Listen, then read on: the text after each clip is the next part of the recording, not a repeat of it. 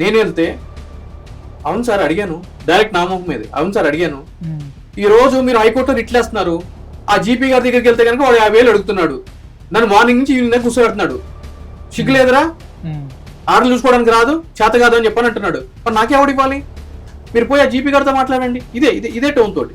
అంటే ఇప్పుడు ఇలాంటి వ్యక్తుల మీద మనం ఎలాంటి యాక్షన్ తీసుకోవడానికి ఉండదా సార్? అంటే వీళ్ళు వారి అవినీతి తిమింగలాలు బ్రదర్, స్పర్శ ఉండదు వీళ్ళకి.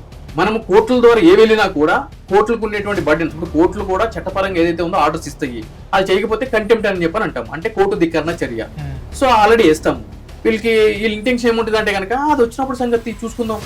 కోర్టులు తినుంటారు కదా, భారీ అవినీతి పాల్పడి ఉంటారు, మేనేజింగ్ ఎక్కడికక్కడ అధికారులు మేనేజ్ చేయడం అంటున్నాడు కదా, జీపీకి నేను 50,000 ఇచ్చినా, వాళ్ళకి 50,000 ఇచ్చినా అని చెప్పని.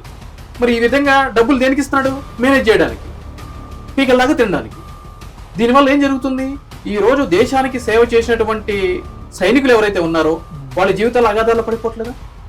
వాళ్ళే రేపటి చెప్తారు, ఎవరైనా మీలాంటి నాలాంటి యువత దేశం కోసం కొట్లాడాలి, ఆర్మీలో జాయిన్ అవ్వాలి అని అంటే కనుక, ఎందుకు బేట మేము చేసాం, ప్రభుత్వం మమ్మల్ని పట్టించుకుంటుందా?